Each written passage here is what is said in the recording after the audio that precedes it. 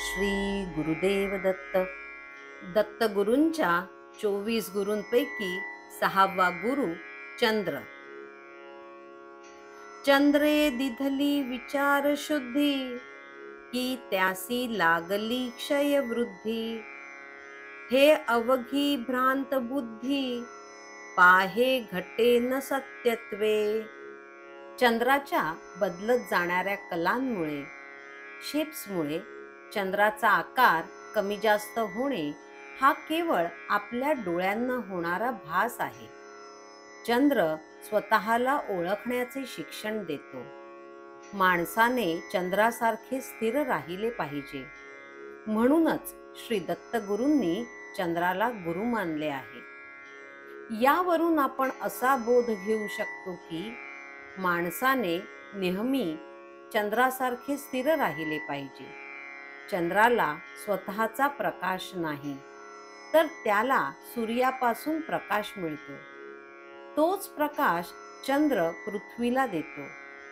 तसेच आपणही आपल्या जीवनात जेथून जेथून ज्ञान ग्रहण करता येईल तेथून ते करावे व ते ज्ञान सर्वांना देऊन त्यांनाही ज्ञानी बनवावे.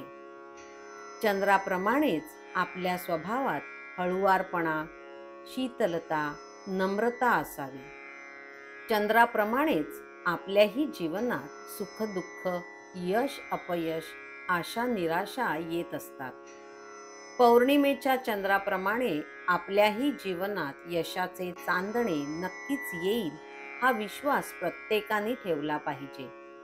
बदलत्या परिस्थितीनुसार बदलण्याची शिकवण चंद्र आपल्याला सतत देत असतो. यावरून असा दृष्टिकोन समोर येतो की आपण चंद्राप्रमाणे शीतल व शांत स्वभावाचे आहोत. आपण प्रत्येक परिस्थितीला सामोरे जाऊन त्याला धीराने तोंड देणारे आहोत. ज्याप्रमाणे चंद्र सर्वांकडून प्रकाश घेऊन दुसऱ्याला प्रकाश देतो, त्याप्रमाणे आपण भगवंताकडून, गुरूंकडून मिळवलेली शिकवण सर्व लोकांना कुठलाही स्वार्थ न ठेवता देत असतो. चंद्राचा रोज बदलणारा आकार आपल्याला अशी शिकवण देतो की कोणतीच गोष्ट कायमस्वरूपी नाही. रोज बदल होणारच आहे. म्हणून रोजच्या बदलांना सामोरे जाण्याची शिकवण आपल्याला चंद्राकडून मिळाली आहे. ओम श्री गुरुदेव दत्त.